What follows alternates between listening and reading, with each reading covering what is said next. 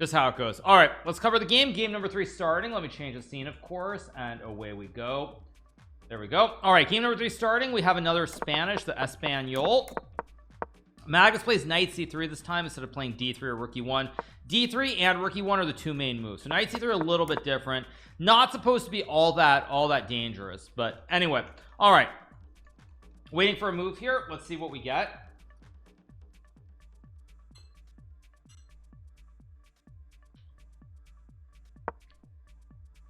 Get d3. Probably d6 will be played here because Alireza would love to play knight a5 and trade the knight for this great bishop, but here it hangs upon an e5. So probably d6. 2 games, 2 draws. Magus has been a little bit worse, probably outright losing the first one. Second one wasn't as bad, but he was in trouble. He was able to save an endgame. So 2 draws.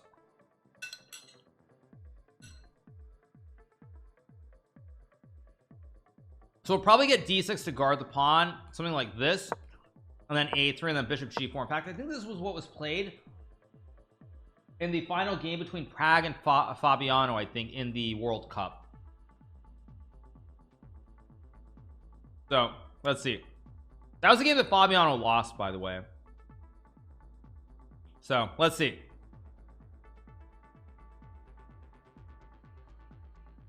So we're definitely going to get 4 games in this match, if not Armageddon. But this is probably the critical game.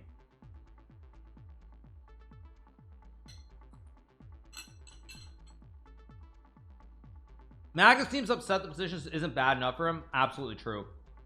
Absolutely. What are these songs for? Do you actually like them? They're just random. I love them. Look at a Chesscom tweet. Okay, let's see. What did Chesscom tweet? What did they tweet? Okay, there's some ridiculous tweet about Supercell. Oh, a look back at our previous SEC champions. Okay, this is a very exciting look at this list of champions. 2016 and 2017 Magnus Carlsen, 2018, 19, 20, 21, 22 Hikaru Nakamura. So basically this starts to look like a some tennis graph or something. Literally you have like 2 or 3 players winning every single time. So yeah. All right, good stuff. Back to the game. No move yet from Alireza here, which is interesting. Very interesting. Let's see. Magus played in 2021 and 2022.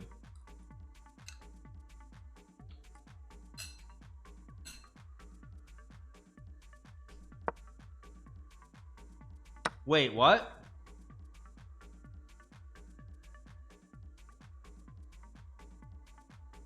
Wait, what?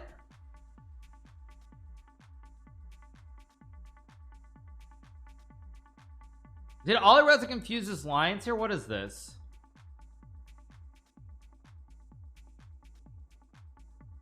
I mean, the line where you sack the pawn normally occurs in the following variation. After bishop e7, it's normally rook e1, b5, bishop b3, castles. And after, I believe it's after a4, there's a knight a5 move here, which I think is what Magus played against Jan Nepomniachtchi or something like this. But I don't believe this is a position where this is correct. And actually, Engine hates it. Engine absolutely hates what he's done. Yeah, the Engine hates it. Hates it. Why did Hikaru not cover PogChamps? I wasn't involved with the event, first of all. Secondly, I was playing the World Cup.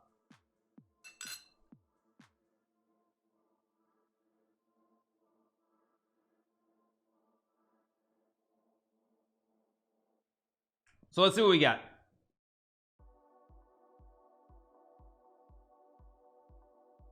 I think Alireza is going to lose this game and probably lose the match, honestly. Why am I not in CCT? Because I was actually going on vacation. I spoke about it earlier, so those of you guys who were here earlier, and this sounds repetitive, sorry about that, but basically when I decided to go on vacation like 3 or 4 months ago, the SEC was scheduled to be a couple days earlier than it ended up being. I think they did that because of the event in Dusseldorf, if I'm not mistaken, but it was supposed to be a little bit earlier. So it was going to conflict directly with my vacation time. So because of that, I didn't even bother trying to qualify from I didn't try playing the qualifier to make it into the event. That's why, because I was going to be on vacation. Now they did push it back a few days, so I probably could have tried, but it is what it is. It is what it is. Just how it goes sometimes.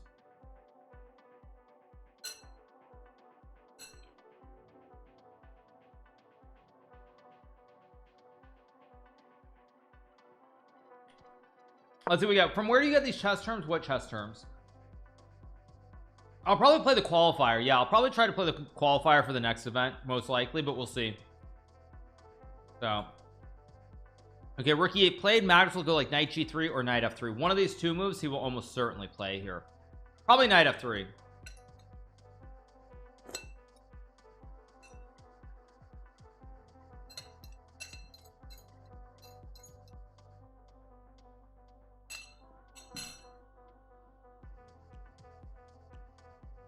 Why is white better? Because white simply has extra pawns. If you count, you have ichi ni san yon, ichi ni san yon go roku shichi hachi. You have ichi ni san yon go roku nana. That's all you have.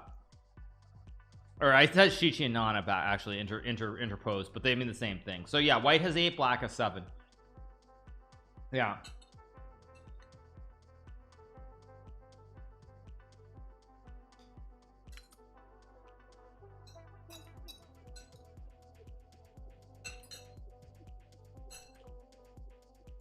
Let's see, Magnus still hasn't moved yet. Yeah, of course he plays knight f3. Yeah, Alireza is just down a pawn for nothing. Yeah, he's just down a pawn for nothing. Unfortunate.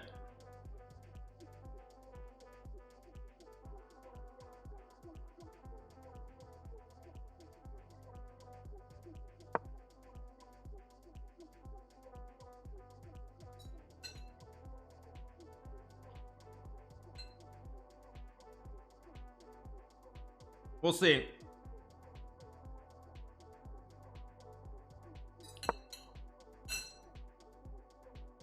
Oh, do you think Alireza made a mistake or is it something prepared? I think he just made a mistake. No, I think he just made a mistake. He's just down a pawn for absolutely nothing. Oh, so you're Japanese? I'm half Japanese, half American, basically. So yeah.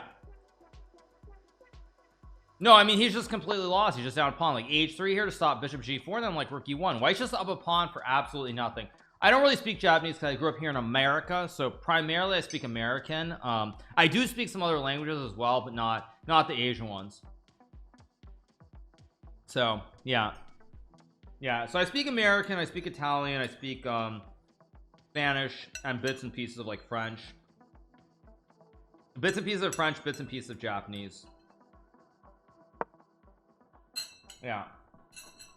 Okay, Magnus plays c4, a move that I really like here. Magnus plays c4. I really like. Okay, thank you, Zoast. Appreciate it. Thank you. Trying to get banned, dude. Seriously. So we get c4 here. So white trying to overgrip the white trying to overgrip the d5 square with a c4 move, and yeah, like what the heck was? Jeez. Ben Feigl said your Italian is better than Fabiano's. It is actually, like, not trying to flex or anything, but it is. It's much better because I actually was around people who don't speak any English. So yeah. No, I'm not actually trying to flex, but yeah. Okay, let's see what we get here from Alireza. His position is absolutely miserable here. Do I speak England? You mean British English? I mean, I have British English incorporated into my, like, I use a fair chunk of British words, but I don't really have an accent.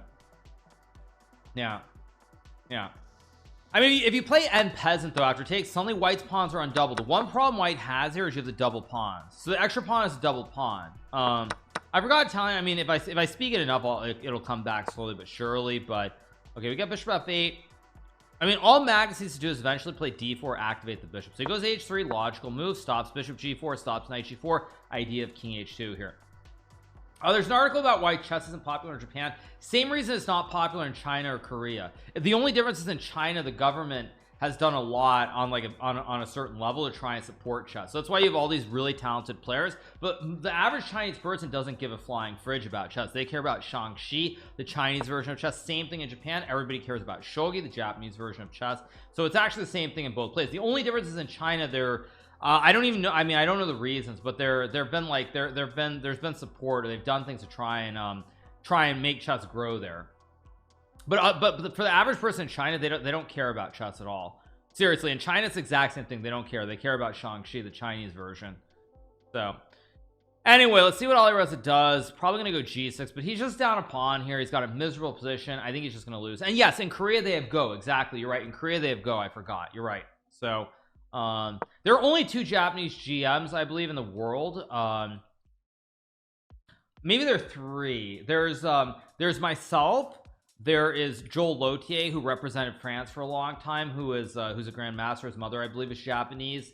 There might be 1 or 2 others. I'm trying to think if there are any other Japanese GMs. I think there's another one, actually. Who am I forgetting? Trying to remember. There's another one too that I'm forgetting from somewhere, I think.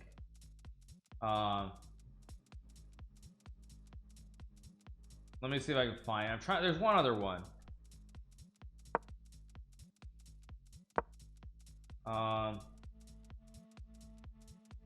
Yeah, I'm not sure. I feel like there's one other GM that's Japanese, has Japanese descent, but I can't recall right off. But anyway, okay. We get this. I mean, Magnus is just completely winning. He's gonna go knight d2, knight c4, win the pawn on d6. He gets a golden bastion on c4 here. This knight is just a huge horse. Alireza is just lost, and now his bishop is passive too. If he ever goes f5, white will go e5 here down the road. No, I mean Alireza is basically lost here. Yeah. No, I mean it's just over. Alireza is just completely lost in this game. Am I recording the stream to upload? I will upload it later, but after the match ends, I'm of course going to go and do my YouTube video, as always, my YouTube recap. So yeah, if Alireza loses this game, he is in a must-win situation in the final game. He has to win with the white pieces in game 4, or that's it. So, and Alireza is going to lose this game. Like I'm just right now already. I'm trying to think about which games I'm going to cover. In my recap already. I think I'll probably cover, because game 2 was so short, I'll probably cover the first 3, but we'll see. But that's where I'm at. Yeah, Hikaru's Hikaru Abulary, golden bastion, wooden shield, juicer. Exactly. Yeah, like here, just bishop g3 and knight d2, knight c4. It's just so bad here for black. I mean, what Alireza is going to try to do is go g4 and try to get some activity. Something like this, for example, where he gets play maybe on the g file, maybe f5, and he can use the double scopes, but I don't think that's going to happen here. In fact, there's also a nice tactic here with knight g5. You sack the queen, and there's knight f7, smothered checkmate on the king on h8. So not really loving it. Not really loving it here for Alireza. Not loving it at all.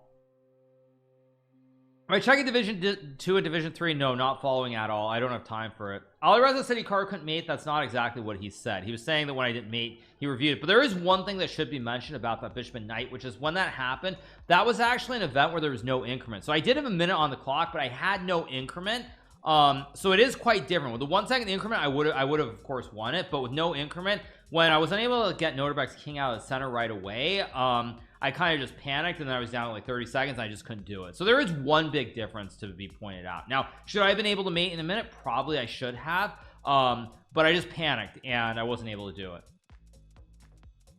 Have I ever played Japanese or Chinese versions of chess? I've played shogi. I've never played Shangxi. I'm familiar with how to play Shangxi, but I have played shogi. So we're gonna get knight d2, I think, here.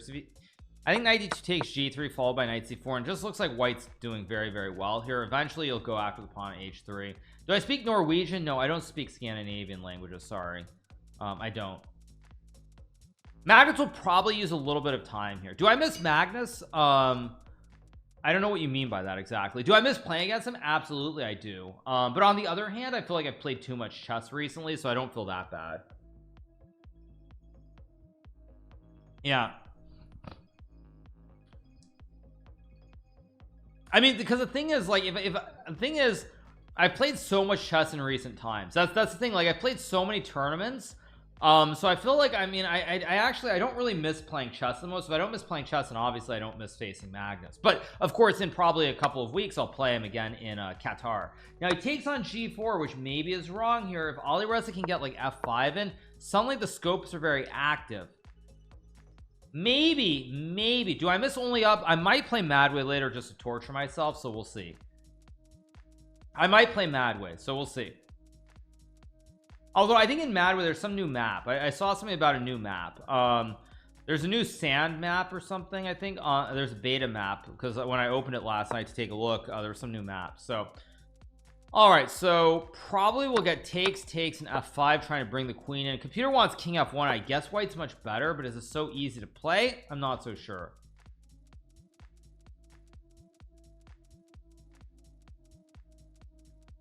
But probably I won't play Mad Way because I'm probably going to do my recap. So very unlikely. Yeah.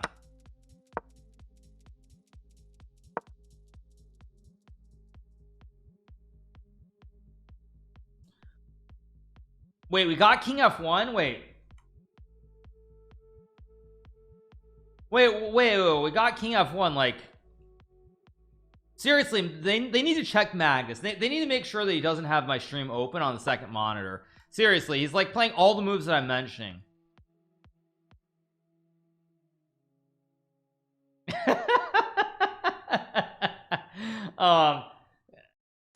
Yeah, check him PC. Yeah. Yeah, those of you guys are talking about Ali Reza representing Iran. No, Ali Reza left Iran about, I want to say 2 years ago, so he's been in France ever since. The funny thing is Ali Reza doesn't actually play any of the team events for France. Like, he switched federation, but part of what my understanding was the agreement with France was when he switched federation, he'd play and represent them in some of the international events like the Olympiad, but Ali Reza doesn't even bother playing those events. So it's kind of a weird situation. It's just kind of a weird situation. So waiting for a move here from Magnus. King e2 is the best move to play as like a classic Bond Cloud, but we'll see if we get it. Spell chess, is that the new like Supercell Clash of Clans game or something? I don't know what you mean by that. So yeah. Oh, we get rook b1, which is apparently not the best. Oh, I think it's because apparently you're supposed to take with the d pawn, but now after rook b1 takes king h8, suddenly you're gonna have problems on the f file, maybe like something like this. I mean, it's not like white's not better still. I'm just trying to understand. Can you take maybe go queen f3? No, then queen d1, and then the king, the juice is loose. You want run the king to c2. Huh. I don't like Ali Reza's position objectively, but we'll see. He has a chance to maybe save the bacon here. Maybe bishop h6 is a move too, like rook f8 or bishop h6. King h8 is the comp move. I don't really expect that. I expect rook f8 or bishop h6 here. Yeah, I mean, once the juice gets loose, like, that's just how it goes. Yeah. No, it's not. Ali Reza, his father, uses chess talent to change the whole family life to the better. They might not care about France at all, if I'm being honest. I don't know, but see, queen f3 is wrong because yeah, now you have queen d1, and then once the juice gets loose, with king e2, king d2, king c2, your king is very safe, and white starts to attack on the g file. Yeah. Queen d1 is the only move though. That's the problem with the position. So yeah, let's see.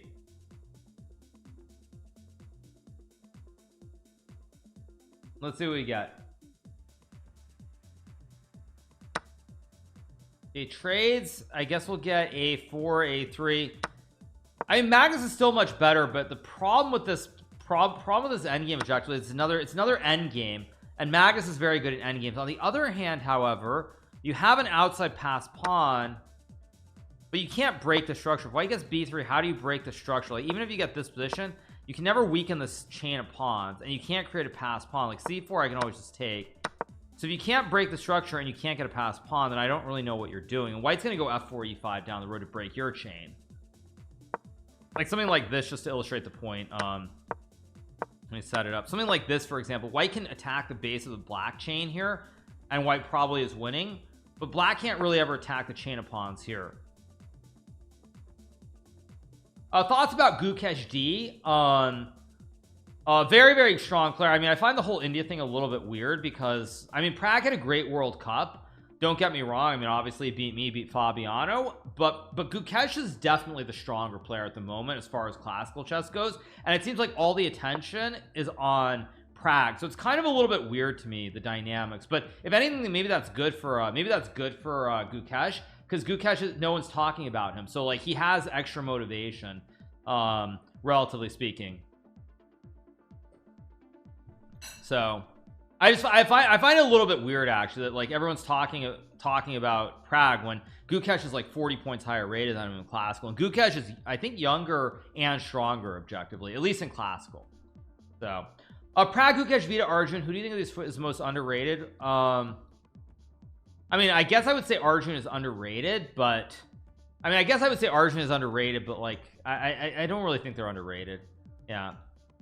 So Prague has done better recently. That's not actually true though. That's the funny thing. Gukesh is leading the FIDE circuit. It's one event, the World Cup. I mean, the World Cup is the one thing that the stream is delayed. I mean, Prague did much better in the World Cup. Make no mistake. Well, actually, no, he didn't. Gukesh just faced Magnus one round earlier. So like it's kind of weird. Like, I mean, you can make the argument that could have been Gukesh. It would have been Gukesh playing Magnus in the finals if they were flipped on the side. It's just that Gukesh ran to Magnus one round earlier. So Gukesh actually has been doing better on average. So I find it a little bit weird. I feel like I rarely hear about Vita. Well, Vita is different, you guys. Vita is different. Yeah.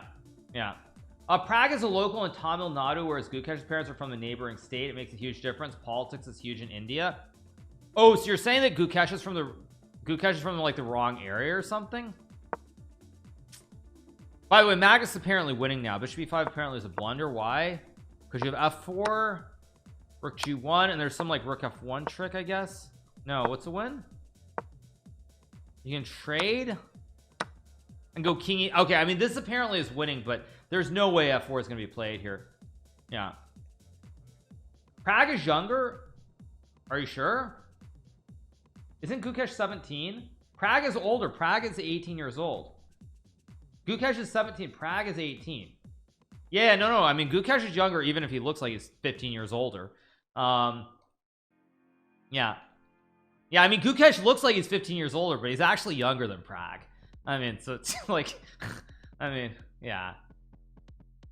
Anyway, so let's see.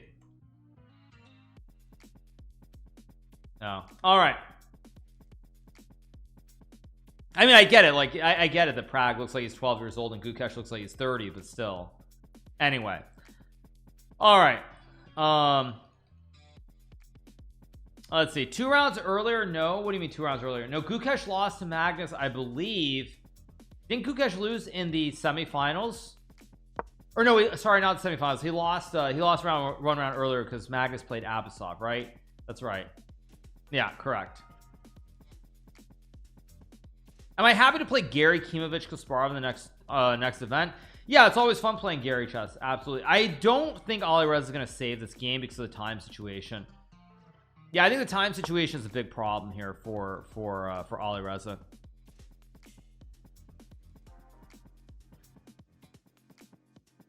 Older videos of Gukesh looks like he's 9 and suddenly he became 25. Okay, conspiracy theorists. Thank you for that. Yeah. Thank you for that. D4 is apparently the best move. I do not expect this to happen at all because of rook a2. Magnus is not going to want to simplify the position here, I don't think. I mean, d4 is the best move, but I don't really expect Magnus to try and simplify it. We'll see. Let's see what we get though. Yeah, d4 is completely a reasonable move. The problem is that it makes all of Alireza's moves too obvious. Like, Alireza suddenly can start blitzing out a lot of moves and he doesn't have a lot to think about. That's the main reason I don't really expect d4 here.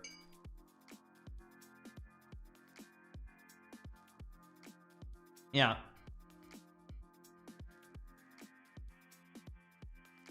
So anyway, but yeah, you guys are saying Gukesh is from like he's not from Tamil Nadu or something, so like he doesn't get the same press. I mean, I guess that makes sense, but kind of weird still. Kind of weird. Vishy is Vishy from Tamil Nadu or not? Or is it just Vishy's god no matter what? Maybe.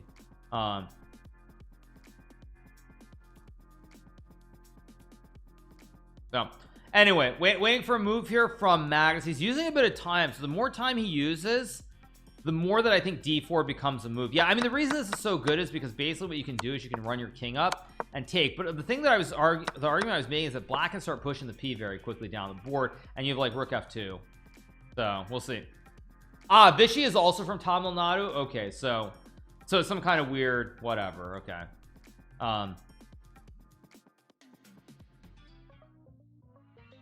So let's see what I think of Parham Magsudulu. I think Parham is a very strong player from Iran. I mean, good player. We'll see how good he gets, but I mean, who knows? Do I react to certain videos? No, I don't, you guys. I said before, like I said it earlier, and I guess I'll say it again. There's a simple answer to that, which is like some people try to start drama. They try actively to create drama. The best way to deal with such situations is simply to not respond at all and show how irrelevant they are. That's just the bottom line. So all right, we get king f8 played here. Idea king e7 from Ali Reza. What he's arguing here is his king gets close to central pawns, and if white can't push f4 here, what do you do? That's the bottom line. So we'll see.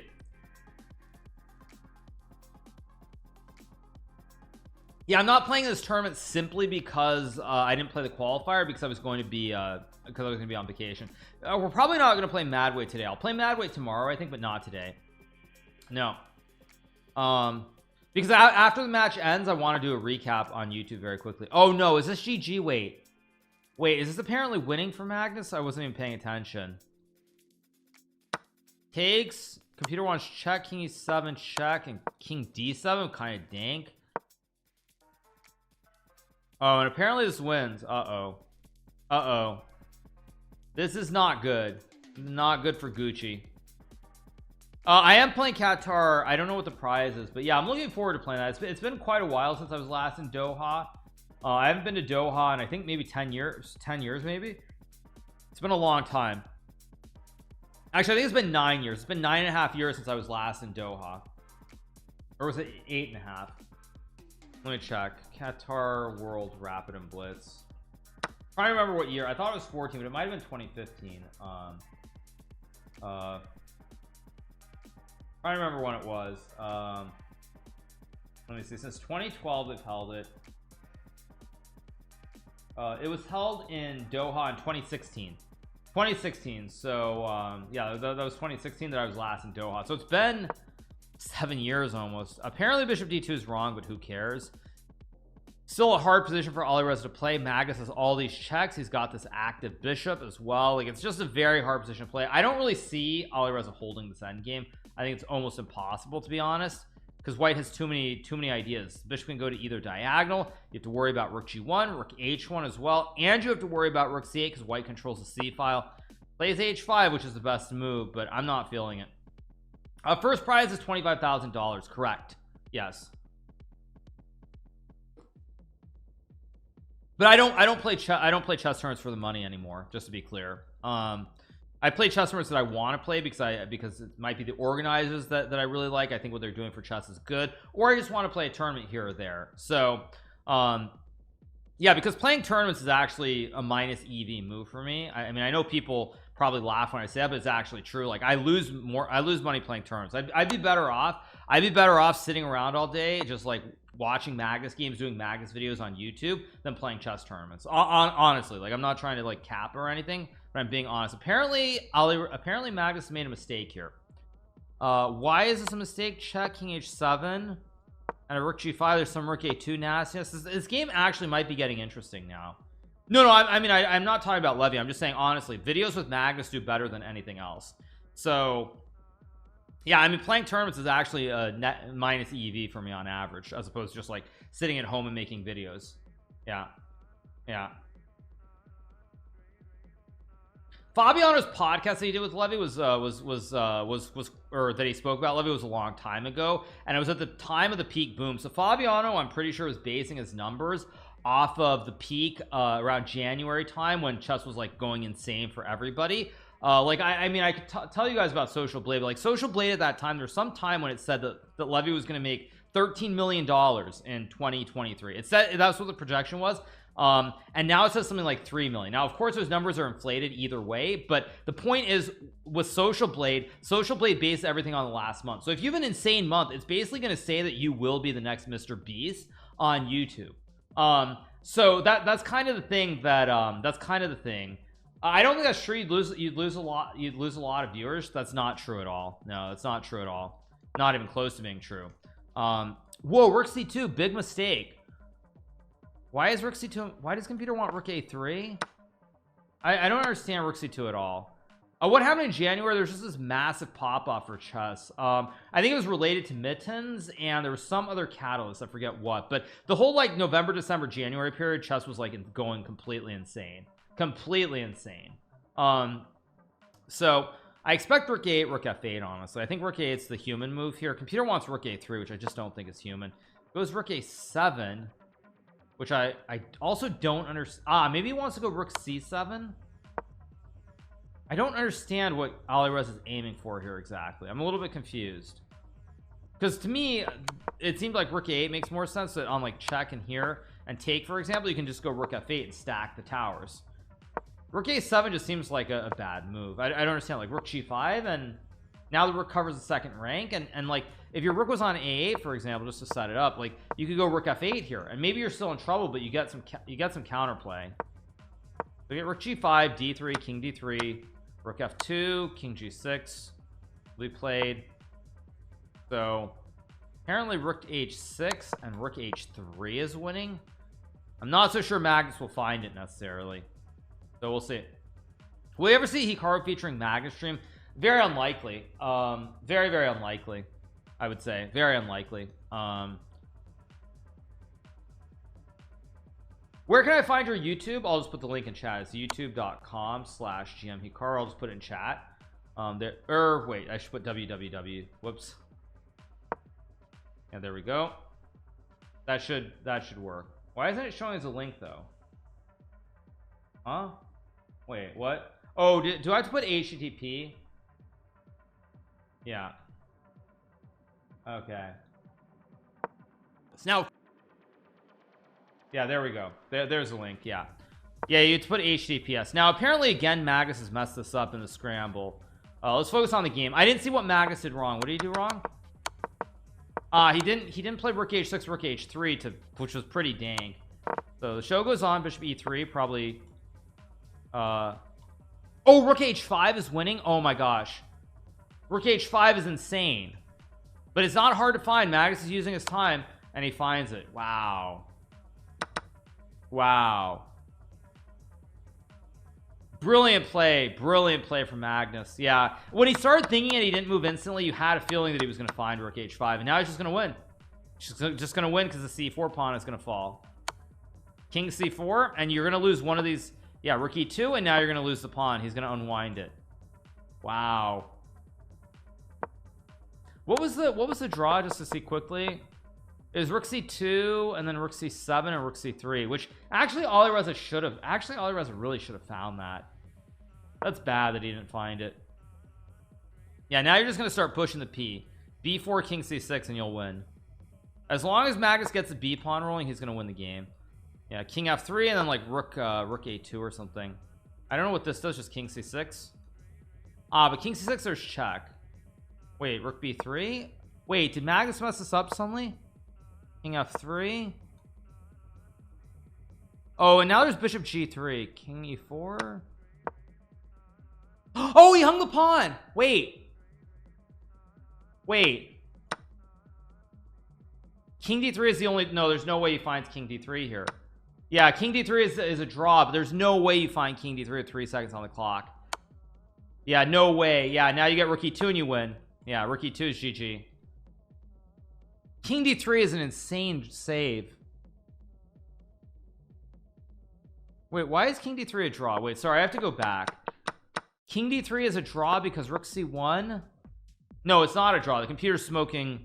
No, the computer's smoking something. It's not a draw. No, the computer's smoking something. Or is it?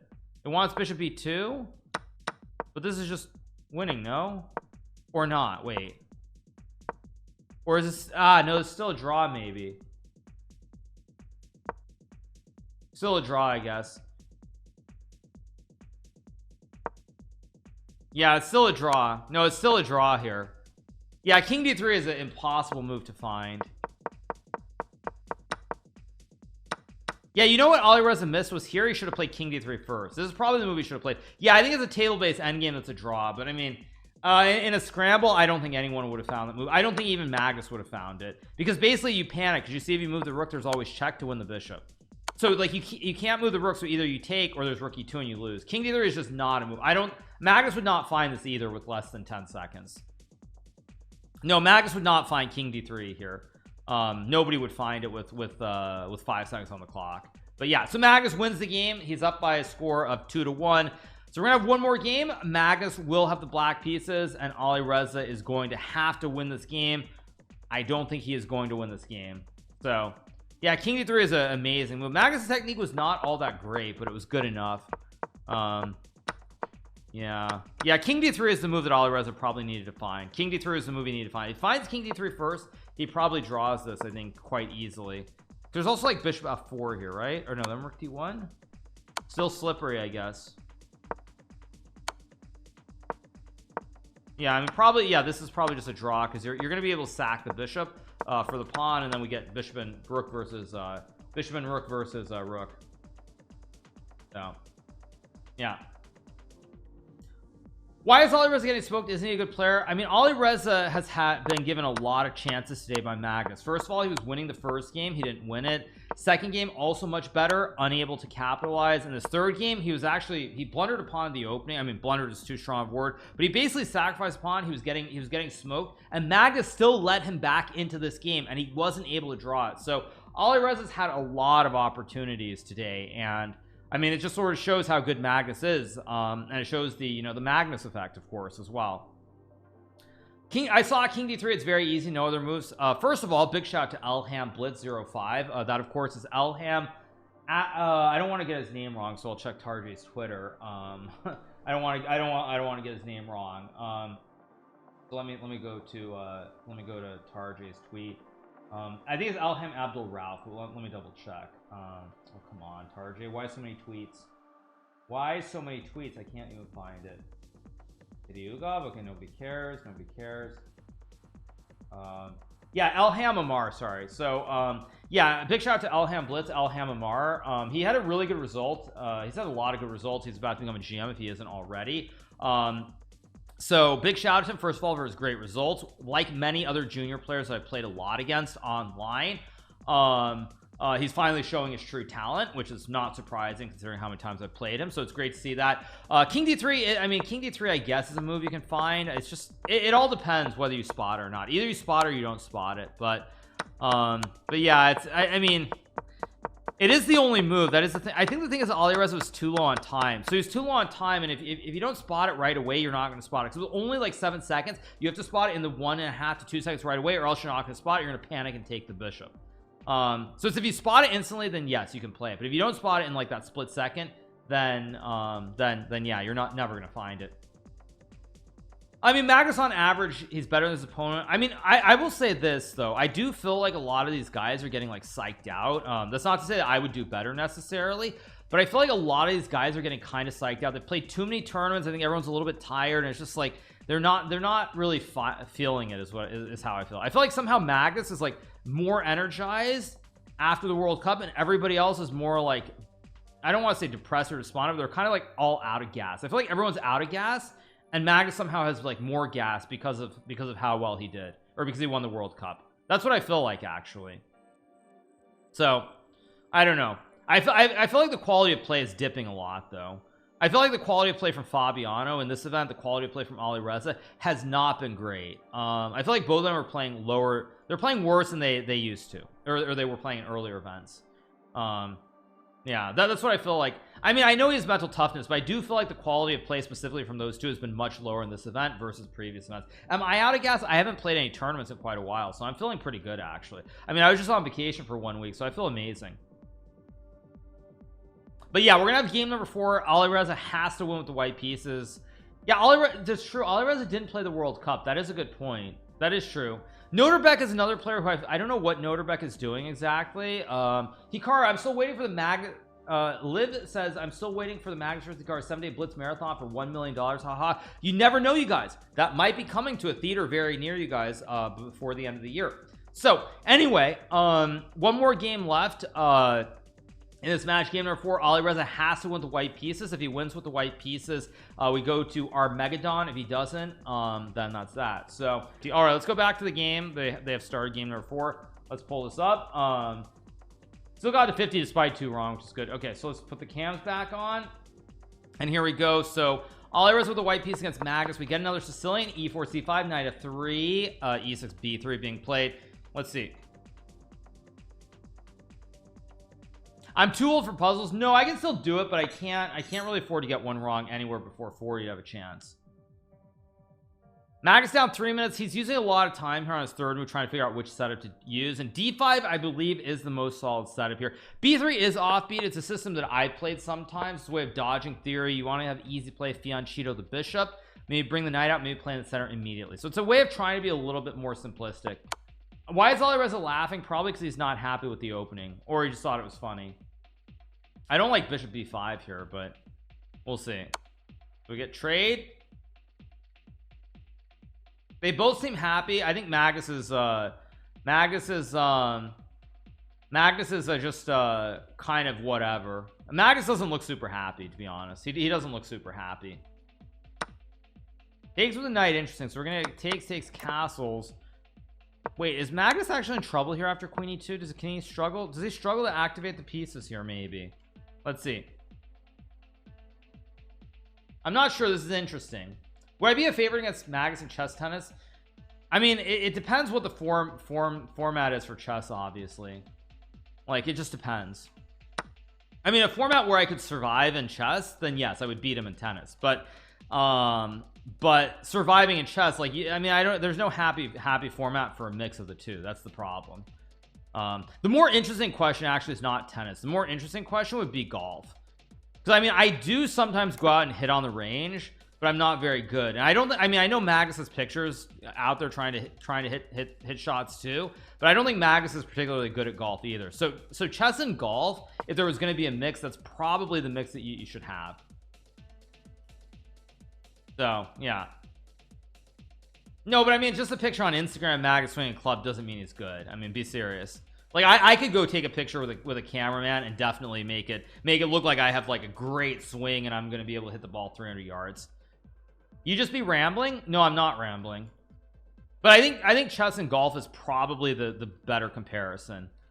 Yeah. As a Florida man, do you pet alligator? Have a pet alligator? No, you guys. Why would I have a pet alligator? Yeah. Okay, so Magnus in a little bit of trouble here. He can't castle his king out of the center of the board. Yeah. I had a pet alligator as a kid. Well, good for you, Crazy Coffee, man. Good for you. Good for you. That's all I am gonna say. Magnus said recently he's new and bad at golf. Golf is a very hard game. Like, I'm not even any good. That's why I thought that chess and golf could be interesting. If you were to like compare us, chess and golf are probably the two things that are probably the best, because I suspect we're both terrible at golf. So it's not like someone's like much better. We get rook c8, idea to play rook c6 and rook e6. So like, for example, you get a3, rook 6, a4, rook e6. Suddenly you break the pin on the e file, and then you can just castle and black is fine. Computer wants knight c3, rook c6, and then bishop a3, which to me looks very weird. I don't know, it looks very weird. Knight c7, bishop a3. Golf is brutal. Every round I hate myself after the front nine, of course. Yeah.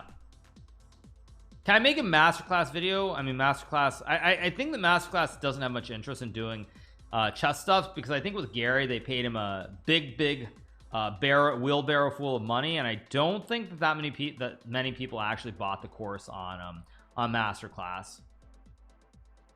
So anyway, let's see what we get. Magnus is not trying random stuff. This is more Alireza trying to be creative with b3 and bishop b2. Yeah. Actually, I'm gonna get some more water quickly, so I'll be right back in 1 second.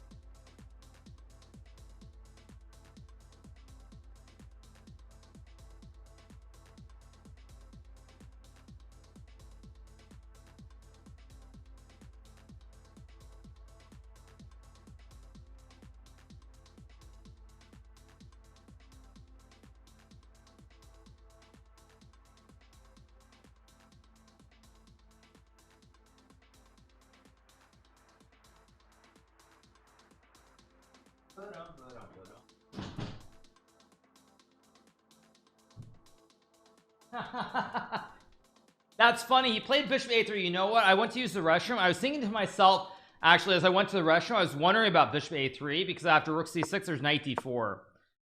It's really nice that he found that move because this is literally when I went to get water and use the restroom.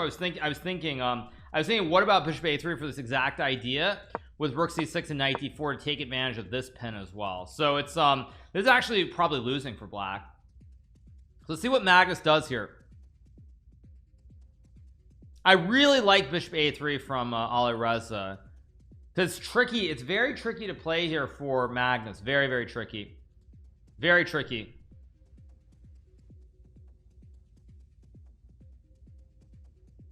Let's see.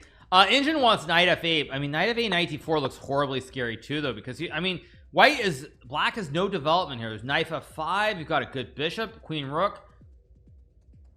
I mean, I like what Alireza has here. I do like what he's got. He's got serious chance to win this game, I would say. Magnus is going to be extremely precise in the next 5 moves, or else he's just going to lose the game. He's going to be very precise in the next 5 moves. If he's not precise in the next 5 moves, he's going to lose. I'm going to make a prediction. Because there's no way to simplify. There's no obvious move. Alireza has 3 more minutes. I mean, the problem with knight f8 is you do see knight d4, knight g6, knight f5, and just like that, I mean, this looks horribly scary too. If the score is 2-2, then there will be 1 game of Armageddon, and Alireza will have to be, if he has the white pieces, win the game with black pieces, not lose. There's a6. Yes, of course there's a6. Typical computer move. Ignore everything and just play a quiet pawn move on the edge of the board. Yes, thank you, chat. Thank you. No chance he plays a6. 0.00% chance.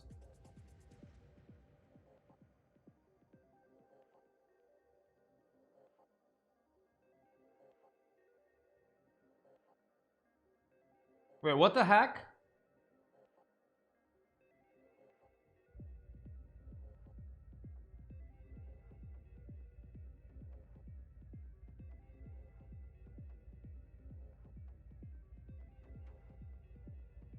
No, I'm actually confused.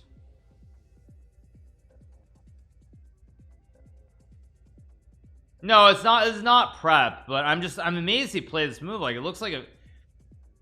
He must have seen it. He must have seen a similar position where you can ignore this and just play on the queen side. Yeah, I'm actually shocked because to me knight f8 looks like the very obvious human move. I mean, a6, knight d4, what's your move? But I guess you can just go g6 here. Huh, crazy move.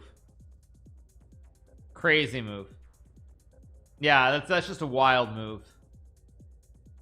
He must have seen us. No, I mean, you guys can make all your weird jokes, but he must have seen a similar position where you can just where he realized that it looks scary, but it's not scary. That's all that I can think, is that he's probably seen a similar position, probably not this exact position, but where it looks like you can't castle the king out of the center of the board, and the computer says it's not scary at all. And so that's probably how he's able to figure it out.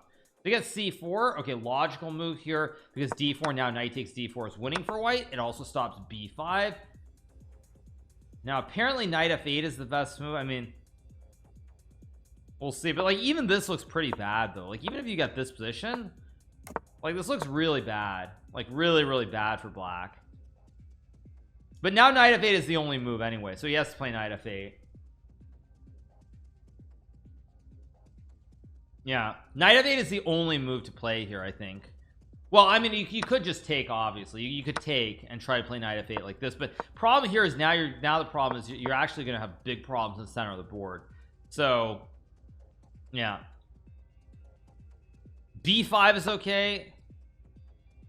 I mean, I don't know. Like, I mean, I don't know what he's going to do here, but yeah, this looks bad. Stockfish would win this game 100 times out of 100 times with the white pieces. No, I mean, all a6 does is basically it just asks white, what are you doing? If you play knight 3, you can go b5, b4, and basically if white goes knight 4, you just go g6. No, I mean, basically what I think, I can tell you what I think was going through Magnus' mind. He's probably seen a similar position, maybe not with the bishop on a3, probably something similar with like probably something like this, for example, where he's seen a situation where the queen and the rook are on an open file and you can't castle, and like bishop's on b2, and there's somewhere where it says you can just play like a6, b5 and just ignore everything. That's my best guess. I mean, or he just came up with a move, which to me is astounding. If he just, I mean, he really just came up with a6. That's astounding. He must have seen something similar. Similar piece placement, or similar concept with this pin on the e file, for sure. Let's see. Knight f8 I don't think is a hard move to find here, because d4 just loses, and takes with the idea of d4, and you still can't resolve your situation on the e file. Doesn't seem likely. G6 stops knight f5. Basically the point is that basically the pawns cover all the critical squares. Knight can't jump anywhere, and eventually you're going to get pushed back. You can't move the knight and the rook. You're going to get pushed back eventually. That's the main problem. Like, say you go knight c3, I'll just go b5, bishop b2, and now you can just take the knight.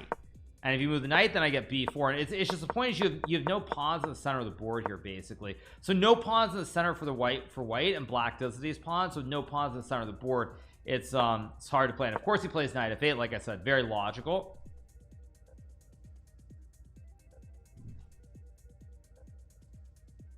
Apparently knight d4 is now moved. I don't understand, but if g6, now you can take and go knight c3, and apparently white's winning. I mean, pretty dank. If I'm Ali Reza here, this is a moment where I think that Ali Reza needs to use his time. This is water, yes, he needs to use his time here, and if he falls behind on the clock the next 3-4 moves, so be it, but he has to try to find something in the next 3 to 4 minutes. Has to try and find something. Knight c3, I think there's d4. Oh, no, not d4, sorry. No, it's knight e6 and then d4 castle. That was the line. But yeah, this is where Ali Reza, the next 3 to 4 moves, he has to use all his time to try and figure it out, because Ali Reza instinctively can feel that he's better here. Just like I can sense that white's better. I don't necessarily know why white is better, but I can sense that white should be better. So if you sense that, you have to, this is where you need to use your time and come up with the best idea if possible, because one wrong move and suddenly the advantage could be gone. And in a must-win situation in particular, you have to do that. Max is watching your stream. Good one, you guys. Yeah, let's see. I expect knight c3. Knight d4, I mean, knight d4 could be played, I guess, but still, after rook c7, knight f5, knight e6, where's the attack? Yeah, can you go to the bathroom during an online tournament game? You're not supposed to, but you can't really stop players from doing it per se. So it's kind of a gray area. That's one of the reasons I like the format. I think with 15 minute plus 10 second, like, you're a lot less likely to need to use the bathroom, whereas like 25 minutes online I think would be impossible, because there's no way people are going to be sitting at the board for an hour and a half, maybe not an hour and a half, but like hour 15 minutes, and not need to use the restroom at some point, because chess is a very stressful game. So I think with 15 minutes it's fine, but with like 20, and Nepo actually does go to the bathroom all the time during games, but yeah, I think Ali Reza probably will play d4 or knight c3. I think he's gonna play one of these two moves. I don't know which one he'll play, but I expect one of these two moves to be played here. Yeah, Nepo or Nepo? Jan Nepomniachtchi. Have I played a Moroccan player before? Not a player representing Morocco. I mean, I don't think I have. Oh, maybe I have. Actually, wait. Maybe I have played a Moroccan player. Wait a second. Is this guy from Morocco? No, he's from Algeria. I played someone from Algeria.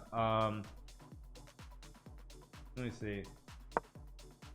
I have played a player from Morocco, but he doesn't represent Morocco. I think he represents France. But I have played I've played Hambone. What's his name? Hamdouchi. He's from Morocco, but he represents France, I believe, but I could be wrong. So I have played him before. So we get knight e5 here, so knight e6 no longer good, because knight takes f7 and you lose the game. So let's see what we get. Hey Gar, my girlfriend likes your shirt. Yeah, then you should probably go order some shirts from Hilo Hattie, and yeah, go from there. I like knight e5 just because actually now knight g6 doesn't resolve the issue. You still have the issue with the king in the center of the board. So I actually do like knight e5, and d4 is apparently the only move here, which again, it's playable, but it's a tough move to play, at least without using a bit of time. Welcome to visit Morocco. Yeah, I'm sure I'll be in Morocco next year. Yeah. Is this Margaritaville? Yeah, rest in peace Jimmy Buffett. He died yesterday, right? Yeah, rest in peace to Jimmy Buffett. I played Hamducci in 2006 and I think Viscount and also 2000 and 2008 in the French Team Championship, I believe, as well. Maybe yeah, I think I played in the French Team Championship in 2008. So yeah, rest in peace to Jimmy Buffett.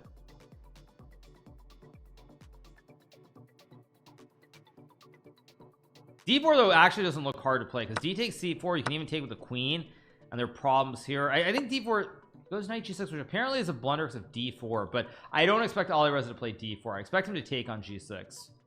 D4 is apparently winning here for white. Hard move to find though. If he uses like 30 seconds to a minute, I think he might find D4. If he doesn't use his time, I think it's unlikely he'll play it. On the other hand, after takes D4, for example, black can just slide the king and it doesn't look right. So trading pieces doesn't look right because your knight is very, very good in the center of the board. A lot of dangerous threats and different squares. I think if Alireza uses more than, I would say if he uses more than 30 seconds, I think the odds are very high that he does in fact play D4. And he's thinking here, which is good. I think the more time Alireza uses, the more likely not knight, but D4 becomes. I think he's probably gonna find D4 based on his time usage so far. Yeah, I think based on his time usage, he's gonna find it.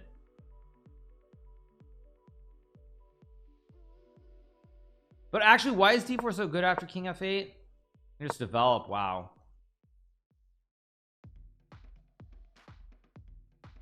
Yeah, I think if Alireza uses, he doesn't use his time and plays knight C3 instead. I mean, it's not an easy move to play. But let's see. He's still better though. He's still better here. And obviously in this game I'm rooting for Alireza because I want to see more chess. Yeah, rest in peace legend, indeed. Rest in peace Jimmy Buffett.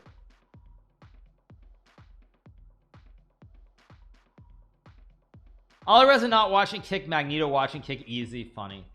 I mean, I think D4 is actually very bad now because I think there's knight A4 and you still have this problem in the center of the board. You can't castle your king.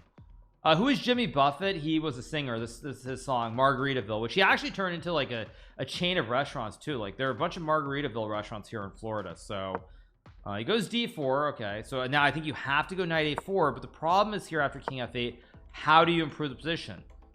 How do you improve? Because the pawn at C5 is super strong. There's also B5 maybe. Guess knight D3, B6, B4 is very good for white, but again, very hard to play. He has resorts too. Okay, so we get knight A4. I assume Magnus will play King F8.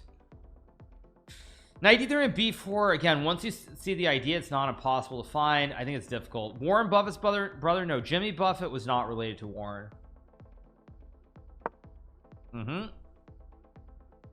Yeah, I mean, this knight D3 B4 idea is very hard to find. But let's see.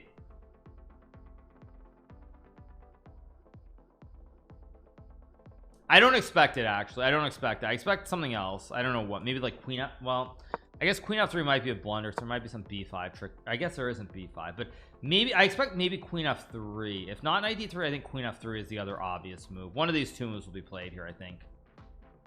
I mean, Firouzja has great chances, but the problem for Firouzja is he's going to have to do something very, very soon. He's going to have to win this game, or not win this game, but he's going to have to maintain the advantage in the next 3 to 4 moves and not give up all the time that he's ahead. Very hard to do that. Very hard to play precise moves and not end up down on the clock here. Pawn F4. That's an interesting move. It doesn't look, I mean, the reason it doesn't look right is after queen F3 you put pressure on this file. Like F4 means that you can never use the F file to attack because now there's a pawn in the way. Like I just hear even, so you're not really attacking on the F file because the pawn's in the way, so it doesn't feel right. I mean, queen F3 or knight D3, I expect one of those two moves will be played. Yeah, so yeah, I don't expect F4. Yeah, he plays queen F3, which is the move I expected him to play. Main problem for Alireza, he's got this bishop on a dead diagonal, and the bishop doesn't have scope. Like even if you drop the bishop back to B2, you still have no scope. So the bishop is really walled in by these pawns, so you can't use it on its diagonal. Long term, I think black is actually going to be better. Bishop D6, apparently a mistake. Again, there's knight D3 here. Yeah, and actually here I think knight d3 is an easy move to play, because if you take after take, suddenly black is an open h file and you're in a lot of trouble. Alireza actually should be very thankful, because bishop d6 forces knight d3. It's actually knight d3 is a very easy move to play now. It's the only move you can play. So now he should actually be able to find b4. Let's see. If Alireza trades the knights, I mean, I give up. But knight d3 is the only move, because takes suddenly the h file is open. Like even this, for example, there's b5 and uh-oh spaghetti-o. You're gonna lose a bishop here, or you're gonna lose the knight. Either way, it's bad. So he should be really happy. I don't know why he's thinking, by the way, because knight d3 is the only move. He's wasting way too much time. Just play knight d3 in 5 seconds and move on. Okay, plays it. I mean, spent way too much time on that, but still plays it. I do think after b6 he is going to go b4, by the way, because if black can get this grip like with a5, how do you ever activate? Suddenly black has this great wall of pawns. Like your pieces are so passive, and black has such great control that I think he will play b4 here, because if black gets a5, you're actually just in a lot of trouble. Like you just have no activity whatsoever. All the knights and the bishop are just completely discombobulated. I think he will find b4 now, by the way. I do expect him to find b4.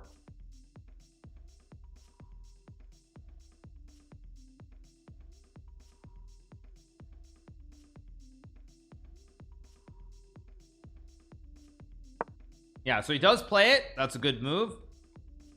Yeah, I mean, Alireza really should be thanking Magnus, because Magnus literally forced him to have to find knight d3 and b4. He literally forced him to. Takes with a knight, which apparently is wrong. He's supposed to take with a bishop. I don't know why. Yeah, because of course black can go king g8. Duh. The very obvious move. Whereas what? Bishop b4? It's good because I guess these knights are really hitting the pawns. Kind of dank, honestly. Kind of dank. I don't really understand it, to be honest. Problem here though is actually for Magnus, king g8 is not a difficult move to find. He just has to make sure knight a6 isn't playable, but these knights are really stuck on the rim of the board. Maybe there's rook a8, I don't know, but Magnus is probably also using time here. Yeah, I didn't think king g8 was going to be played here. No, I did not expect it. And I mean, queen b7 is the move the computer wants. I think it's actually a pretty easy move to find, because after takes rook c1 is whoops, rook c I have to refresh the page, because after rook c1 suddenly you're gonna get sauced on the c file here. It's basically an ice skater, or you lose the queen. So I don't think it's very difficult for Alireza to find queen b7. I think queen b7 is a very easy move to find. He played it, right? Oh, he did play it. Yeah, he did play queen b7. Yeah.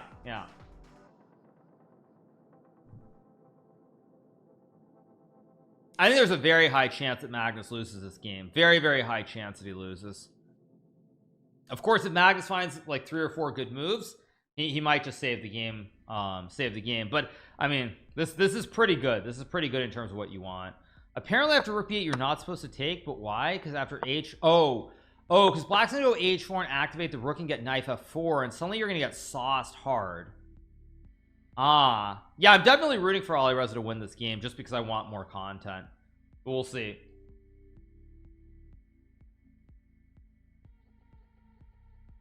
Yeah, I mean, this whole like rook b8 h5 is kind of like dank. Very, very dank. Respect to Magnus for playing the Sicilian. I think Magnus is playing the Sicilian just because he's kind of bored, and he's just trying to see how he's trying to experiment and see how far he can push the envelope. I mean, I assume Farouja will take the pawn, of course, but after h5, like the problem with this position is that black's play is so easy. h4 h3 and h4 h3 or h4 rook h5, but also knight f4. So black has 3 ideas: uno, and then push, and then rook h5, and then also knight f4. So Magnus has an easy plan here. Yeah, like what? Like why is queen a7 better? I don't even understand. Oh, it's better because you can go bishop e7 and you're win. I mean, that's really dank. Yeah, I don't understand that at all. I mean, I just don't understand. I would have played queen a6 too. I mean, maybe queen a7 to play bishop e7 again.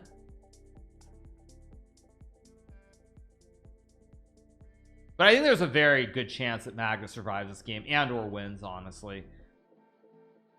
Unless Alireza finds a plan quickly, I think Magnus is going to win this game. Because Magnus's moves are going to become too easy. That's the problem. He's going to go h4, and then he's got knight f4 and rook h5 or h3. And he plays h4 immediately. We get h3. Now he's going to go rook h5, obviously, and activate the rook. He's got knight f4 here. I mean, still after rook h5, maybe you have knight d3 to hold, but I mean, this looks very, very scary. There's also knight h5 and D's knights are jumping. Yeah, it's a small increment, but the problem is that Magnus's moves should be easier than Alirez's moves here. That's the point. And in Rapid and Blitz, yeah, I think there's a very good chance Magnus wins this game now. I think a very high chance he wins. Yeah, very, very high chance. He goes knight f4, which is apparently a bad move. So queen, oh, because queen a3. Oh wait, because there's also bishop e7. Wait, actually that's a big mistake by Magnus, because now queen a3, there are all kinds of tricks. Oh, that's actually a big mistake, and queen a3 is a very easy move. I mean, if Alireza doesn't play queen a3, queen f3, he's just, yeah, it's just not his day, because queen a3 and queen f3 is very, very obvious here. I mean, it's super obvious. Super obvious. Because also it's very easy to spot that there's this rook h5 idea and rook g5, and you're just getting absolutely crushed here. Queen a3 is an obvious move. Why is Alireza still thinking?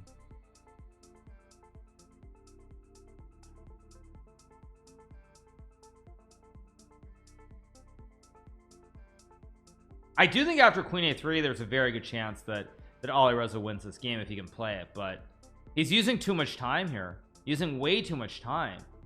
Queen b5 allows rook h5 and rook g5, and I think you lose. Maybe not. Oh, is queen b5 also good? Oh, maybe queen b5 is also good, but I don't like it. Yeah, like you just go queen a3 and that's that. Just play queen a3. Yeah, his time usage today has been absolutely horrible as well. I mean, he's using way too queen.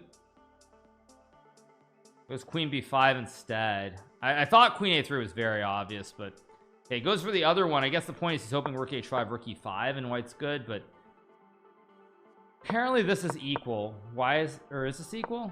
I don't know, maybe not. It's hard also with the weak engine to know what's best, but I would have played queen a3 and queen f3 in like 5 seconds max.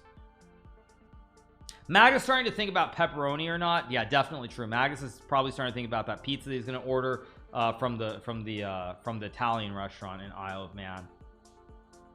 It's obvious behind the engine. No, queen a3 I would have played right away. I would have played it just to go queen f3. No, I mean, queen a3 is just a very obvious move, but Magus blunders with rook h5 and Alireza is gifted again because rook e5 is the only move. But still, D's knights very scary here. D's knights are scary.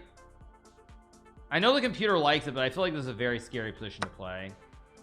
Yeah, probably queen b7. I mean, I don't know what, maybe queen, yeah, maybe there's rook e1 and rook e8. e1, queen b7, f3. Yeah, we're gonna get queen b7 and f3. I mean, you gotta go f3 here. Queen g5. Interesting. I would have played f3 as ugly as it looks, just to keep this rook e8 idea alive, but we get queen g5. f6, queen g4 probably is okay still. I mean, this game is very messy, but the reason I don't like this position is because I think for Magus it's still easier to play with D's knights and the threats towards the king side. But see, like, the computer likes queen c6 here. I don't think queen c6 and rook e8 is a human idea. I think f6 is the human move. f6, queen g4, but then what? Magus getting too low on time though. What did he play? Wow, he finds it. Amazing. Just too good. Just too good. Got d3. Actually, let me refresh because the board's not refreshing. Let's just watch. I'm not gonna make any analysis because Magus is down to 1 second. Wait, why is Magus so low on clock here? Jeez. But you can trade and go bishop d2, bishop d2, hit the knight. Bishop d2 only move, of course. Bishop d6 just gets mated by queen e1, knight e2. Okay.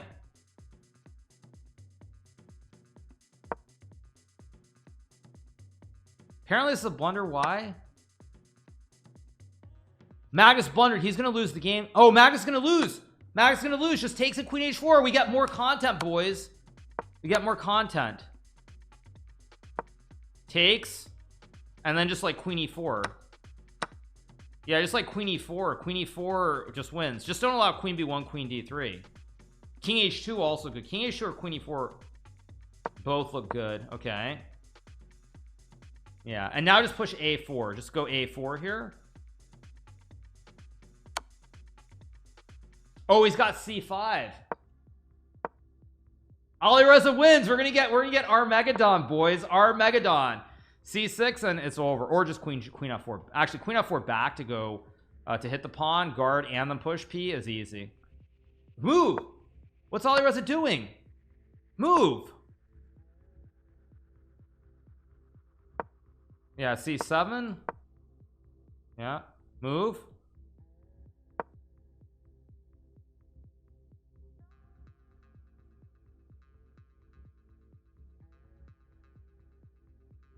Yeah, I mean, Alireza has to win 2 matches, but like he's so low on time.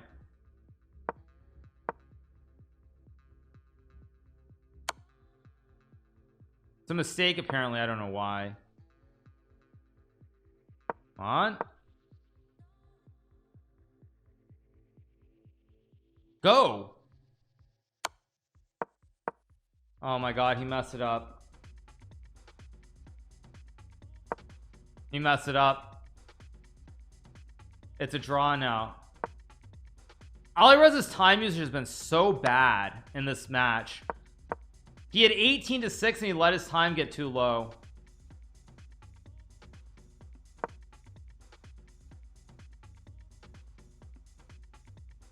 Yeah, I mean the total choke. Total choke from Alireza. Total choke. Yeah, queen c1 is just an easy draw. Now it's just a draw. That was a total choke from Alireza. I don't know how he allowed this. This was insane here. You just go queen f4 and you just win the game. Queen f4 is an easy win here. Yeah, easy win. Keep going.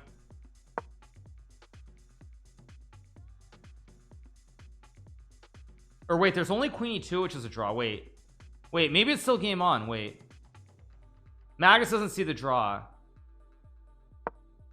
Oh, now he spots it. Yeah. Yeah. Gotta move.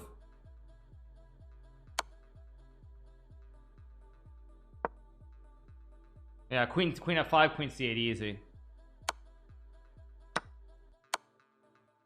Wait, whoa, what? Wait, now Magus is gonna lose. King e6 and king e7. King e7 takes. Check and queen b5. Wait, check and queen b5.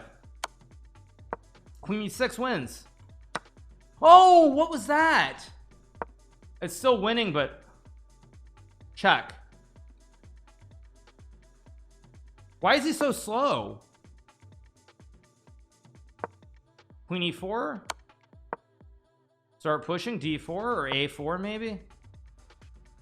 Alireza's time usage has been so bad in this match. I'm still not sure he's gonna win this, by the way. Queen c7. Okay, now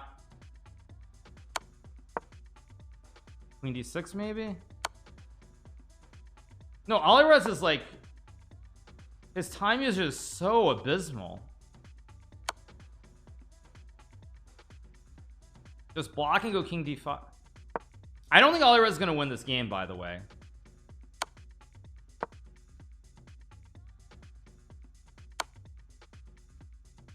King h6 maybe.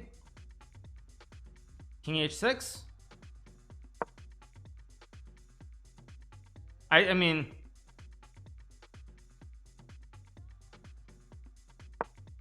queen e5 and just start pushing. I would just start pushing. Queen e5 and just push the pawn up the board. d5 maybe.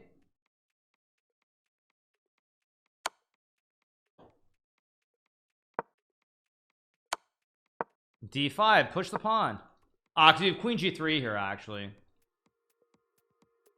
I mean, I still think Alireza is gonna win this, but man, this is some bad technique. Push the pawn. It's the only way to. What's he doing?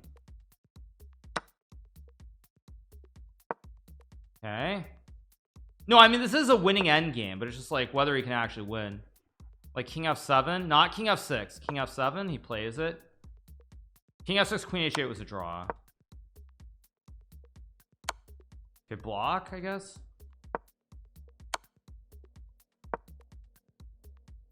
He blundered it. King d5 is a draw. d7 maybe.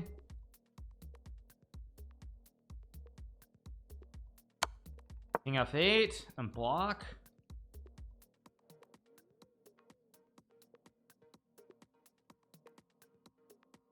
Yeah, no, I mean this is insane. Block. I would play queen e6 and king e7 probably, or queen e4 and king e7. I mean one of these two checks. Why is he so slow again?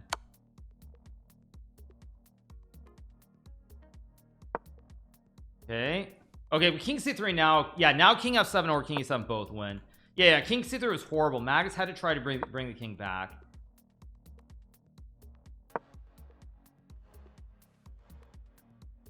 Yeah, I mean, but this is going to be a crazy long end game again. King e6, I guess, and d7. Yeah, like queen d3 maybe.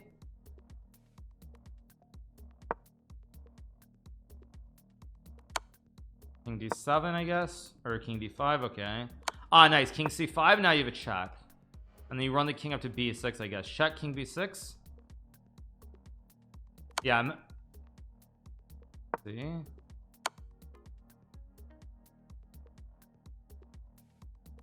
No, again, Alirez is making this very tricky. But check, you have king here and there's no check. Now maybe king c7. Yeah, king c7. King c7, I guess. King c7.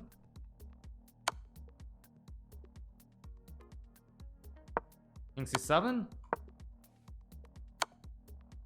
What is Alireza doing here? King c7. Now king d8 and d7, and now it's winning. Yeah, I'm gonna have something very specific to say after this game because he is gonna win now, but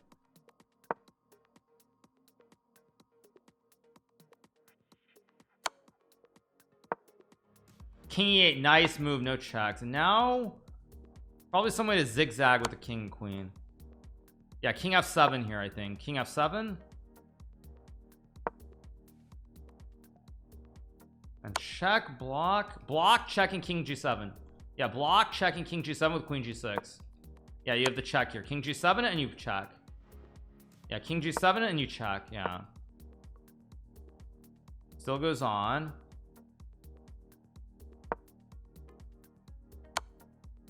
Here, king f8. Alireza again letting his time get too low. But now he can just block with the queen, I think. Queen g7.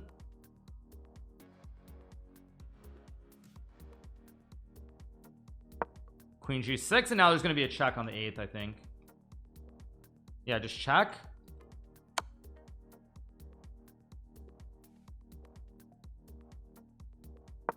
Check on c6. Check, check, check. Yeah, check, check, check. King d1, only move, and now I think you're going to run the king back, right? Oh, or there's this queen g4. Yeah, now you can't dodge it. Queen h. Oh, wait, it's still tricky. Maybe king g8. I'd go king g8 here. Gotta move.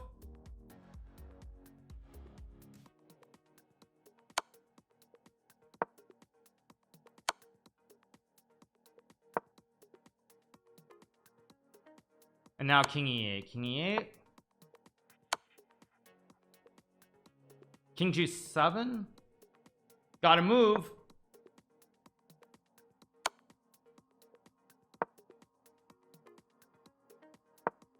Yeah, now you can check and bring the king up. Yeah, bring the king back. And when was the last pawn push, actually? 105.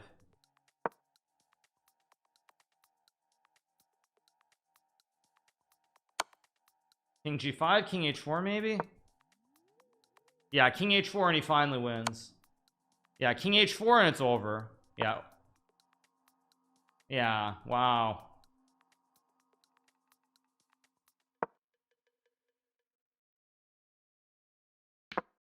Yeah, it's just GG. Queen f2 check. Queen f2, I like it, and he wins. Yeah, so there's one thing I want to say about this game. So there's one thing that I wanted to point out very specifically. So when I was covering the FIDE World Cup, you guys, when I was covering the FIDE World Cup, what I said towards the end of the event was something very specifically about Prag, which is that Prag's nerves were really good. Like he held it together very well against like myself. He held it together extremely well against Fabiano. And so Prag's nerves are really good, but like with Ali Reza, for example, his nerves here were extremely bad.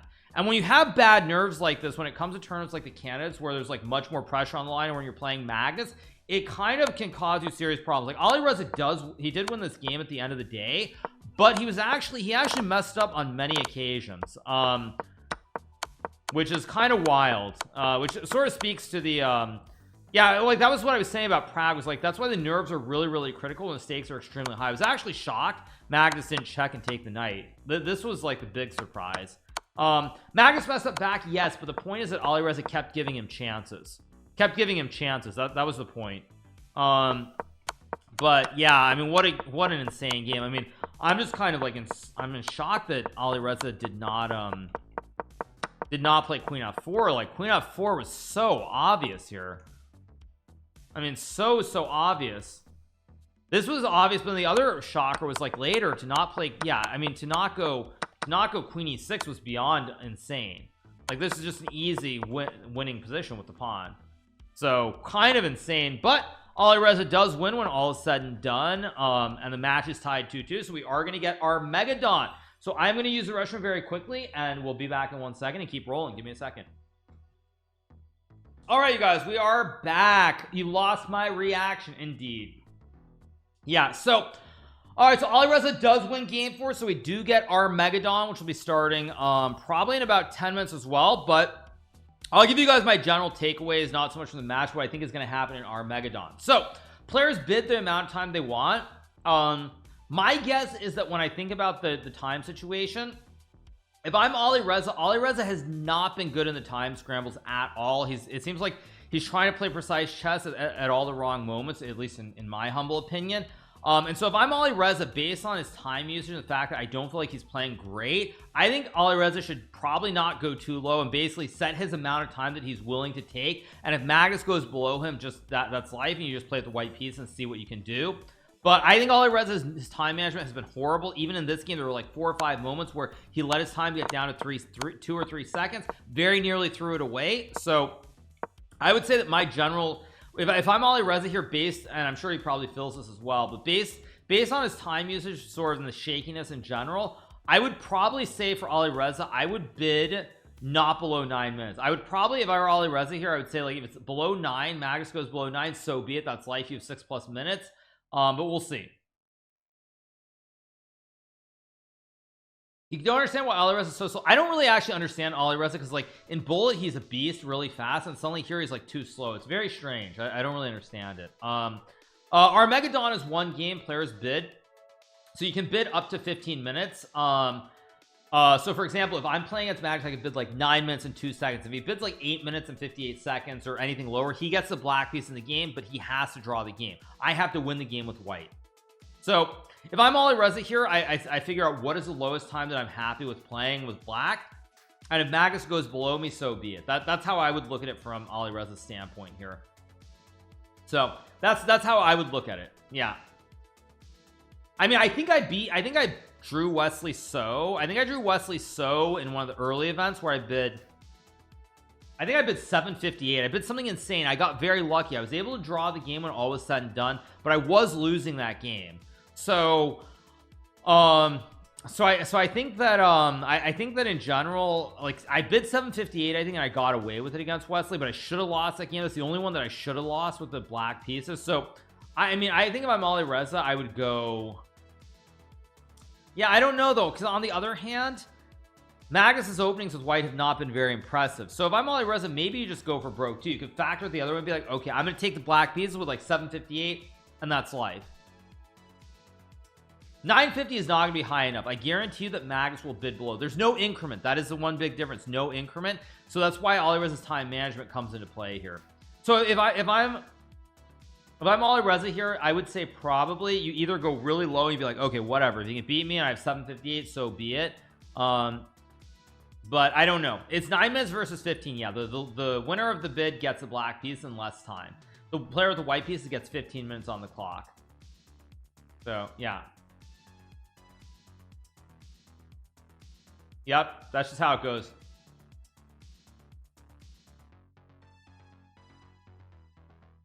I mean, 5 minutes is not doable. Anything else? I'm probably just going to cover this out simply because after it ends, I'm going to do a video for YouTube because Magnus videos always do very well. If Olireza wins the Armageddon, that means they play a 2-game rapid match. They do a reset. It's just like when I played against Fabiano. I beat him in the 4-game match, and then we had the 2-game reset. So if Olireza wins this, we're guaranteed at least 2 more games. Yeah. I don't know, on the one hand I would like for Olireza to win so we get more chess. On the other hand, it makes a YouTube recap very difficult to do without it being super long. So I don't know what I want here actually, because if Magnus wins this, then it's a very easy recap of a couple of games. If Olireza wins this, I don't know how I do a recap that's under like 45 to 50 minutes. That's the problem. 2-part recap, that's true. Yeah, I should do a 2-part recap to milk it for all it's worth. Yeah, maybe. In that case, yeah, let's hope that Olireza wins the Armageddon game. Yeah, yes. Yeah, you're right. Exactly.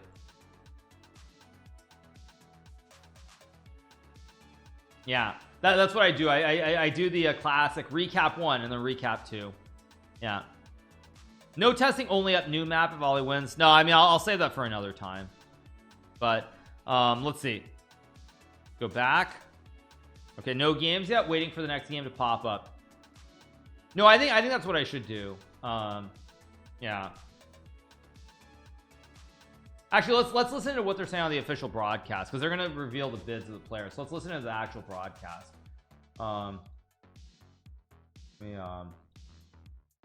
Half minutes. Okay. So that's what I'm reckoning. 13 and a half. So how about Magnus? Do you expect 13 and a half? Black pieces? I reckon I'd be happy to have black as well, but let's say 13 and 13 for 40. Magnus. Yeah. 13 and a half? I was expecting 8-9 minutes. Yeah. That tends to be Magnus's average around. Wait, why is it lagging? Let me refresh. And the bids are in.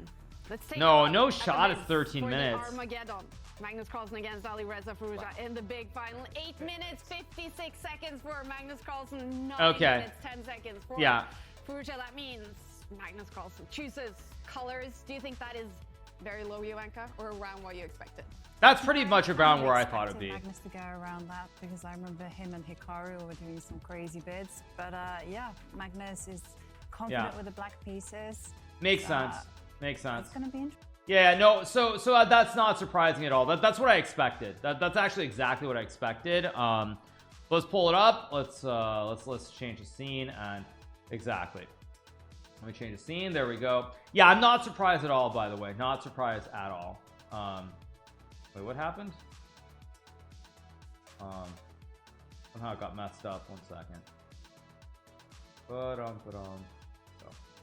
Okay. All right, so here we go. And game should be starting. I think the players are going to be starting in a second. Let me put the music back on as well. What do the numbers mean? It means that whoever bids lower gets the black pieces and they only need the draw. So Olireza has to win this game. He has he's got 6 minutes plus here. He's up 6 minutes on the clock. He's up 6 minutes on the clock. The good thing is that, yeah, draw is 50% plus. The thing is, I don't think I've ever beaten Magus in an Armageddon where I needed to win. Okay, here we go. Okay, so Olireza plays b3 again. Interesting. Okay.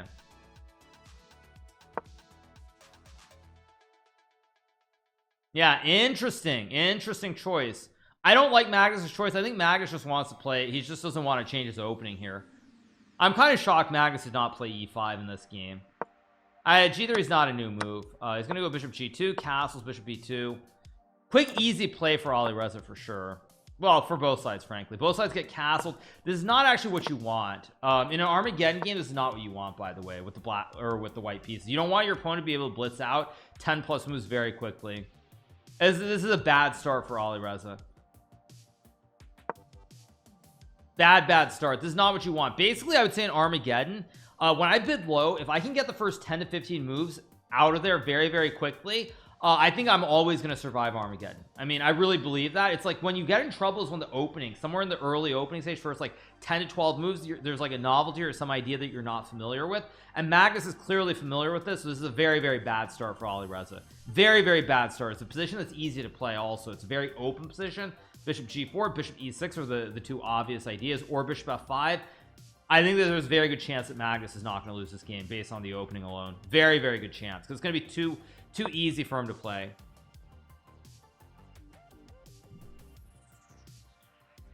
So let's see. Knight a4 played, apparently the best move according to the computer. Rock the Casbah.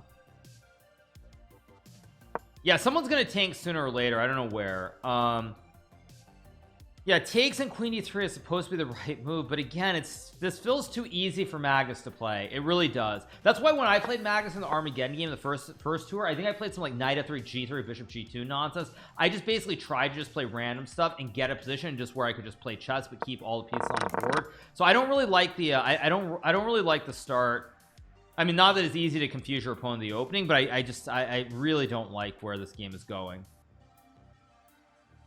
Yeah, I don't like where this game is going. Magnus raised his eyebrow. Aha, okay. Okay.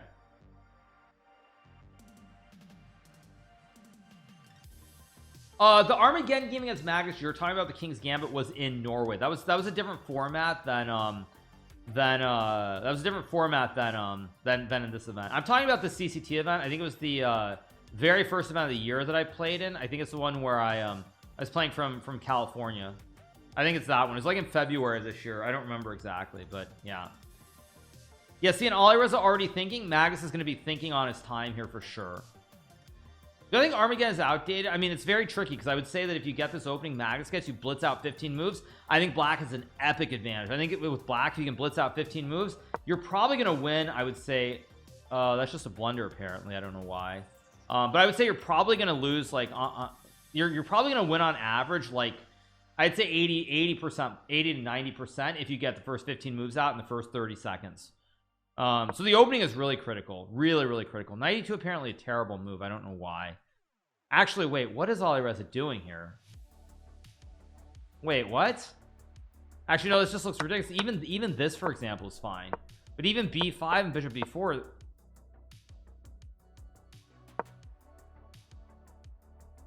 No, but no, Magnus is gonna win the game. No, Magnus's moves are too easy. This is what I'm saying. When you get easy moves to play in the opening, you're gonna have enough time to think of the critical moment. No, this is horrible. Yeah, this is horrible. Well, that was fun, you guys. Yeah, there's no way because Magnus's moves are coming in too fast here. Also, I just realized b5 type e2, there's bishop a3, and suddenly you have all kinds of problems with the fossil. But actually, why is this so bad? Knight c3. See, like, this is really bad, but this is not obvious. So maybe Alireza has a chance. This whole idea with b5 and bishop a3 is not obvious on first glance, and Magnus is trying to move really quickly. So it's not obvious, but the point is this is where Magnus can use like 60 to 90 seconds and probably figure it all out. I got the feeling you're rooting for Alireza. Well, I want more chess. I want more games, so that's why. I want more chess. And Magnus is also just going to be the favorite anyway, so yeah. Actually, wait, knight b6 though? Wait, knight b6? Oh, d4? Actually, wait, knight b6 is playable though. Knight b6 is playable. Like, if Alireza can get the two bishops here, even though black is better, if you keep the two bishops on, the game's going to go forever. Yeah, you got to go knight b6 here. You got to go knight b6 here.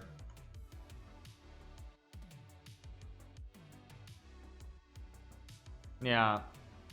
I think you have to play knight b6. Knight b2, bishop a3 is just absolutely horrible here. I mean, even this, like, what are you doing? Knight c3, I mean, maybe you can try this, but again, it doesn't feel right here just in general with like rook c8. The knights are really under pressure. Black has rooks on the two open files. There's knight b4. Doesn't feel right, but he plays it. Okay,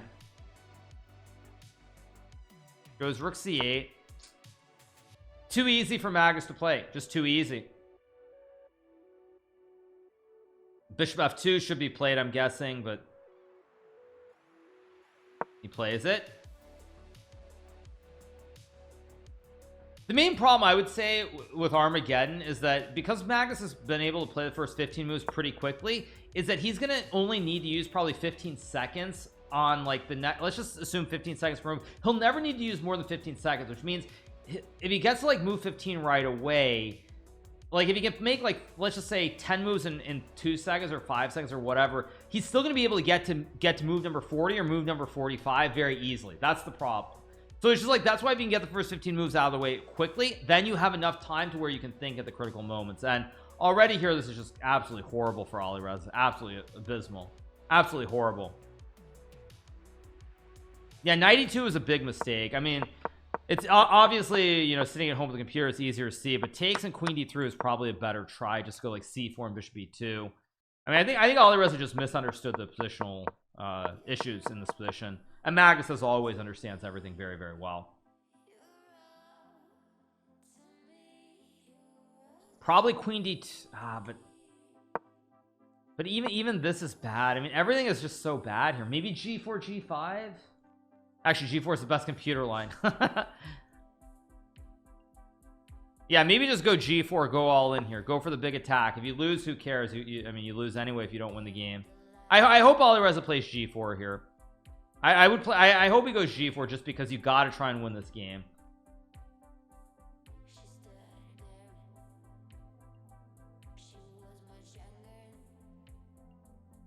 Yeah, bishop f5, big threat. That's why originally I thought queen d2 so that you could play knight d4 here and the queen guards the horse. Yeah, I actually like g4. I spot all the tactical shots, not all of them. Also, the thing is, I'm looking at 1 second tactics. I'm not looking at like, I'm not looking in depth. When you're not looking in depth, it's much different. Because in a game, I would be looking much more in depth at these situations, because you're not looking in like split second decision, unless of course it is bullet chess. Yeah. See, and already Alireza's time is, he's bleeding the time advantage. It's down to a 2-minute advantage here. But I think in general, for people who are wondering about Armageddon, I think Armageddon generally is pretty unfair. I think that the player who gets the black pieces, I mean, like, I will always take the black pieces in Armageddon. I think I've probably, on average in Armageddon, I think I've only lost, whenever I've gotten black, I think there's only one Armageddon that I've actually ever lost. And I think the only Armageddon that I've ever lost with black was to Artemiev in the Chess Champions Tour maybe 2 years ago. There might be one other one, but I feel like it's something like 90% or something. When I get black, I don't lose. Like even when I had black against Magnus in Armageddon 2 years ago, I didn't I was able to actually win that game. Oh, apparently d4 wins. What? Why does computer like d4? Oh my god, d4 because after takes there's bishop. Oh, because now there's no knight d4. There's no. Oh man, I think Magnus is probably gonna find it too. This is where Magnus is gonna use like 30 seconds, and I think he's gonna find it. I expect him to find it. I really do.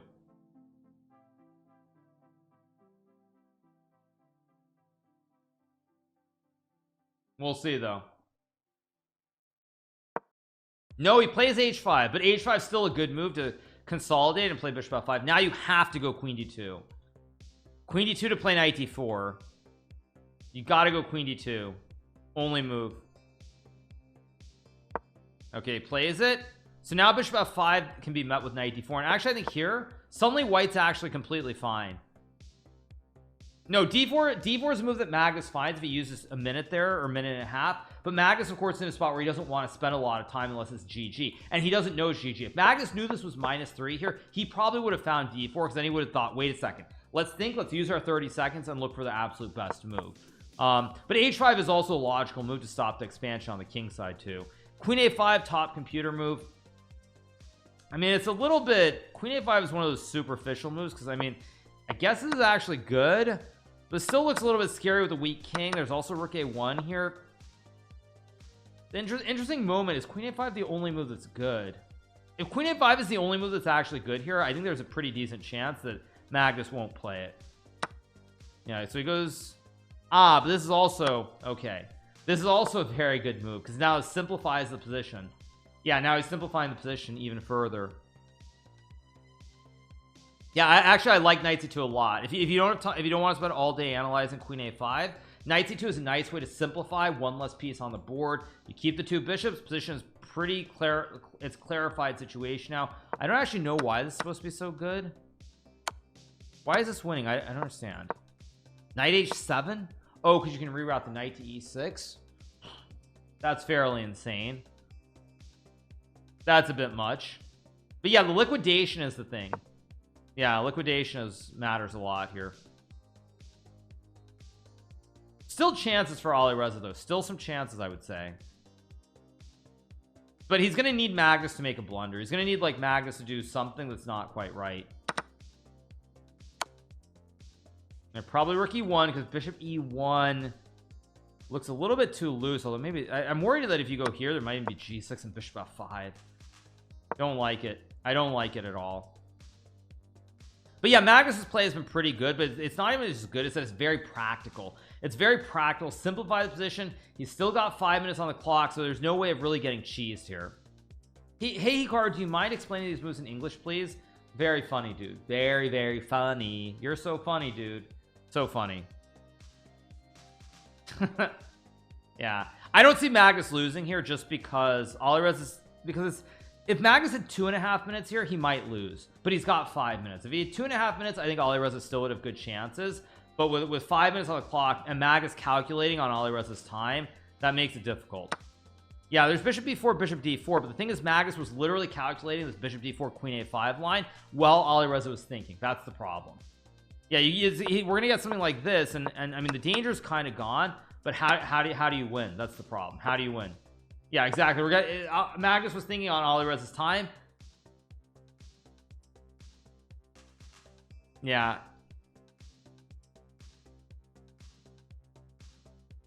Old chess players are much better. I doubt it.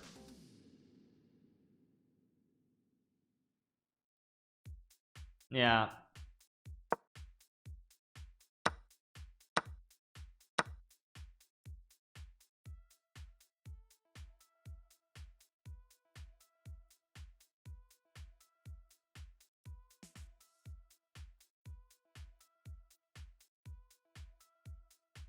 Yeah, I mean, I'm just not seeing it.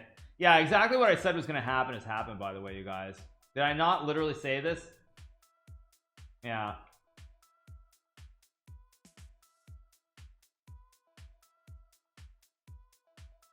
So, yep. h3, probably just queen b3. I mean, again, you can draw this endgame, but you're not going to ever win this endgame. That's the problem. Like, you're not going to win this endgame. That's the problem. Yeah, Magnus just takes. He doesn't need to win. He only needs to draw. Yep. Yeah, the thing is Magnus got the first 15 moves too easily. They were too easy. That's why in Armageddon, it's what I said before. In Armageddon, the opening is critical. If Black gets out of the opening without having to use a lot of time, like the first 15 moves, I think in general, Black is going to win like 90% of the time. D4. Oh, nice move by Magnus to force the queens off the board too. Yeah. I mean, Magnus is, I mean, he's given up the advantage where he's probably not like cleanly gonna win anymore, but he's not gonna lose either. That's the problem. He's taking the fun out of the game. He's not gonna win, but it doesn't matter because he doesn't need to win.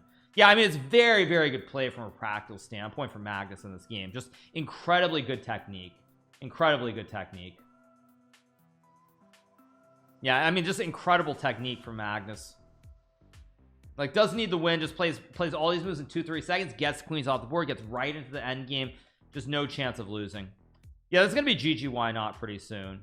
Yeah, I mean, it's like I said, if you get out of the opening with Black in the Armageddon game, I mean, I think Black is an epic favorite. I think it's kind of unfair. I do. I think that, like, maybe not for everybody because not everyone's great with the time situation, but I feel like in general, when Magnus gets Black or if I get Black, I mean, I think you're a huge underdog. I think it's probably like 90% that we're gonna win. Like, I don't think Magnus has ever lost an Armageddon with Black. Obviously, the famous one against me in the Champions Tour in 2020, he had Black in the final game. I got him low on time, but not low enough to win. So Yeah, I think, I mean, I think that like Magnus has never lost with black. I think I've lost like 1 out of 10 or something like that. Like I just don't lose that many, so I think it's a little bit unfair. I think the system maybe needs to be tweaked a little bit.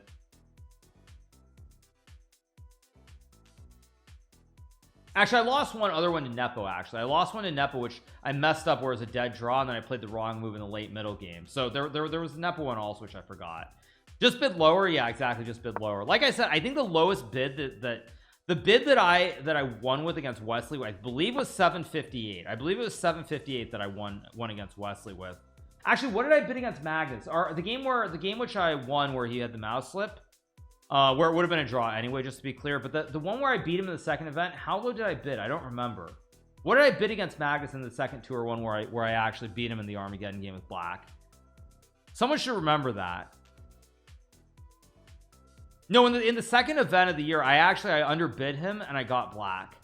Yeah, I underbid him in the second event. The first one he underbid me, but in the second one I think I underbid him. I got black and I survived. So I don't remember. Yeah, I didn't bid. I think I bid. I want to say it was like 8. Maybe it was like 858. Maybe somewhere around there. I don't know. I think I bid somewhere around 9. I bid 850. 859 sounds right. I think I did actually do that. I don't think I got silly with doing like the 50, or no, it was 857. You're right. It was 857. Yeah, I think it was rookie 2, right? Yeah, Magnus is gonna play rookie 2 here just to be nasty, I bet. Oh, he goes F6 instead. Okay. Actually, he doesn't even have to, because now he's up time. Yeah, now he's up time and he's much better. So now Magnus will just try to win the game. Although rookie 2 would be kind of classy, just like kill all play. But I think he'll try to win now with like A5, A4, because there's no reason not to. No risk whatsoever. And I think Magnus is thinking exactly that. He's thinking, do I play rookie 2 and force a draw, or do I try to win the game? That's exactly what he's doing. He's not moving quickly. He's thinking, do I play rookie 2 and force a draw, or do I try to win the game? But that's what he's thinking. He's 100% thinking that right now.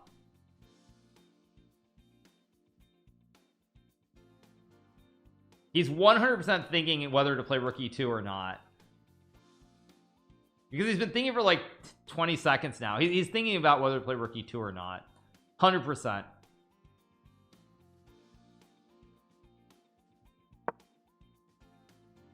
Oh, he comes up with another clever one. He comes up with the other way. 93 and bishop f1.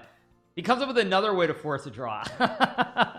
So he doesn't, he goes, instead of rookie 2, he finds 93. Yeah, that's actually a nice troll by him. That's a total troll, because 93 is not the move you're expecting. So like for a split second, you might think you're actually winning. It's like, what's 93? And then you realize it's bishop f1. Yeah, it's actually a really nice troll by Magnus here. Really nice troll. Yeah, it's a nice troll, because for a split second, you think that you're actually you think that maybe he just blundered. You think it might be a mouse slip or something, but it's not. But Magnus is definitely happy with a draw now, for sure, based on 93.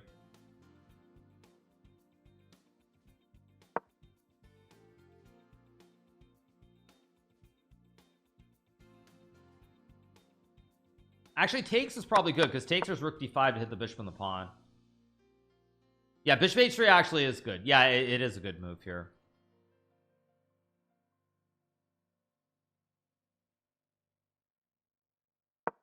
Goes rook d5. There's some rookie, there might be like rook e8 and bishop f8 or something, like takes in here or something. I don't know.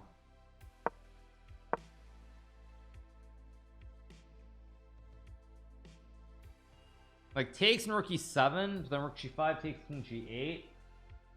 Probably okay for black. Could white win if there's no a pawn? No, it'd still be a draw. No chance. Yeah, Magnus is desperately trying to make a draw. Ferrugia keeps encouraging him to win. Yeah, exactly. That's what's happening. Yeah. Yeah, after this ends, I'm probably going to end the stream. I'm going to go do a recap on YouTube. So, yeah, that's going to be the plan. Tomorrow's going to be a long stream, though, because we are going to be streaming my SEC match against Yu Yang Yi, starting at 9 o'clock Eastern. There's like $5 grand on the line, so it's a lot of money. I love G5 by Magnus, too.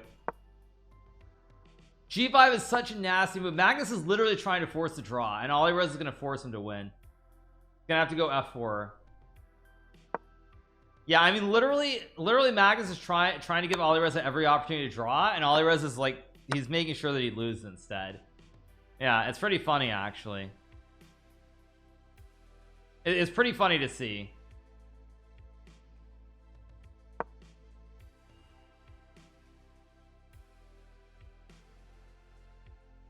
Can I talk about chess in Italian if I really want to? Sure, but I mean I speak in English.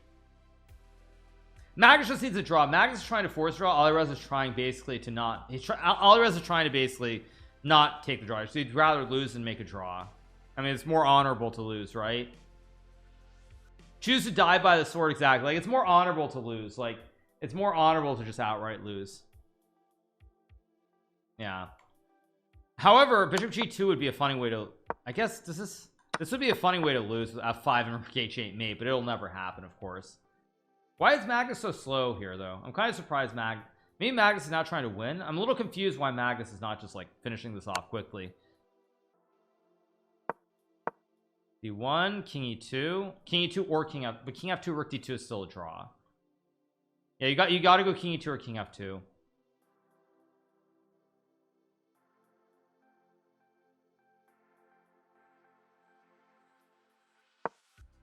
Okay, king f2. Apparently h3 wins now. I don't really expect the h3 just because like f5 tricks. Actually, it's not hard though because this is very easy. Yeah, no, it's not hard. Yeah, h3 is not a hard move to find.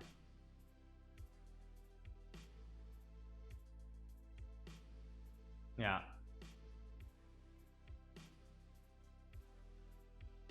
This will be over pretty soon, actually.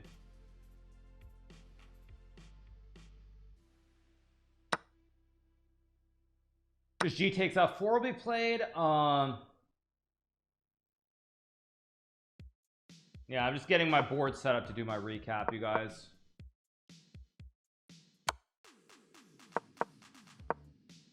What do we get? Still going. Is h2 also a way to force a draw? Or no, h2 is rook h8, rook h6, I guess. f3 is a funny way to force a draw. Magnus is like, you're gonna take a draw whether you like it or not.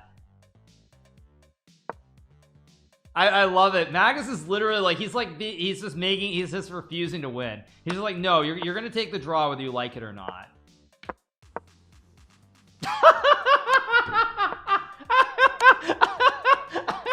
He goes g5 g6 on purpose to lose. Okay, that is even funnier, by the way. That's even funnier than Alirez is like, no, I just no draw. I want to lose. It's no draw. I'd rather lose. Because obviously here he could have made a draw with check and this would have been a draw. But no, it's like no draw. I want to lose on purpose instead. So all right, you guys, so be it. That's how it goes. Yeah, so I think on that note then I'm gonna call it a day. Let me see. But yeah, that was so funny. That was on purpose. That's comical. Yeah, I'm getting confused between actual moves. Yeah, I mean, he basically, he played g5 g6. So all right, you guys, that was pretty entertaining. At least Alireza won the 4th game, so we got more content than intended.